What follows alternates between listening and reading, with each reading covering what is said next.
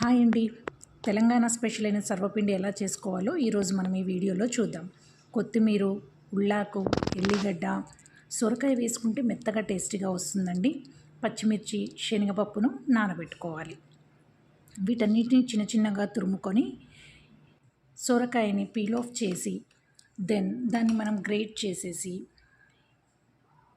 ఆ తర్వాత ఎల్లిగడ్డ, పచ్చిమిర్చి, జీలకర్ర మిక్సీ పట్టుకొని ఇప్పుడు మనము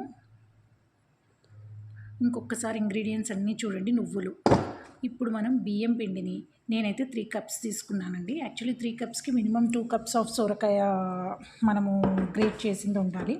అందులో మన ఇంగ్రీడియంట్స్ అన్నీ యాడ్ చేసుకోవాలి. నువ్వులు, కొత్తిమీర, స్ప్రింగ్ ఆనియన్స్, స్ప్రింగ్ ఆనియన్స్ అంటే ఇదే అండి, ఉల్లాకు, పచ్చిమిర్చి, జీలకర్ర, ఎల్లిగడ్డ ఏదైతే మనం మిక్సీ పట్టామో అది మొత్తం యాడ్ చేసుకొని మ్యాక్సిమం మనకు ఆ సొరకాయలో వచ్చే వాటర్ తోటి పిండి కరెక్ట్గా అవుతుందండి. ఇన్ కేస్ సరిపోకపోతే if it is required then water మీకు ఎంత అవసరమో అంత తీసుకుని దీన్ని ఇప్పుడు అంతా నీట్గా కలుపుకుందామండి. సాల్ట్ వచ్చేసి నేను మిక్సీ పట్టేటప్పుడే వేశాను. ఇంకొంచెం అవసరం అనుకుంటే మీకు అంటే రుచికి సరిపడా ఇంకో 1 స్పూన్ అలా దీంట్లో మీరు పిండిలో యాడ్ చేసుకోవచ్చు. ఇప్పుడు దీన్ని నీట్గా మనం కలుపుదాం. కలిపిన తర్వాత సేమ్ మన ఆట చపాతీ పిండిలాగా కలుపుకున్నాక ఇప్పుడు ఒక నాన్ స్టిక్ ప్యాన్ తీసుకొని కొంచెం ఆయిల్ వేసి దానిపైన రాయాలండి. ఎందుకంటే దానికి స్టిక్ అవ్వకుండా ఉండడానికి, సర్వపిండి ఈజీగా రావడానికి రాసి దాన్ని ఇప్పుడు నేను ఎలా అయితే చూపిస్తున్నానో అలా తీసుకొని దానిపైన ప్రెస్ చేయాలి. ప్రెస్ చేసిన తర్వాత సన్నగా ప్రెస్ చేసేసుకొని ఆ తర్వాత దానికి చిన్న చిన్నగా హోల్స్ పెట్టేసుకుంటాం. ఆ హోల్స్లో కొద్దిగా ఆయిల్ వేయాలండి.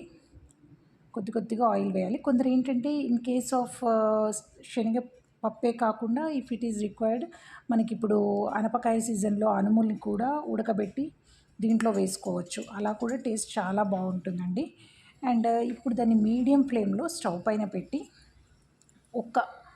కొంచెం ఒక 5 మినిట్స్ అలా పెట్టి అవసరం అనుకుంటే ఒక లిడ్ పెట్టండి. ఇలా పెట్టి కొంచెం కాలిన తర్వాత మీకు తిరగవేసినప్పుడు తెలిసిపోతుంది. పెట్టినప్పుడు లైట్ బ్రౌనిష్గా ఉంటుంది. ఇంకొంచెం బ్రౌనిష్ కూడా యాడ్ చేసుకోవచ్చు. దీనికి సబ్స్టిట్యూట్గా మీకు గ్రీన్ చిల్లీ పౌడర్ వద్దు అనుకుంటే you can add red chilli powder. చూడండి ఎంత బాగా వచ్చిందో, చాలా టేస్టీగా ఉంటుంది సొరకాయ యాడ్ చేసినందుకు. And it's very good for health. Bye.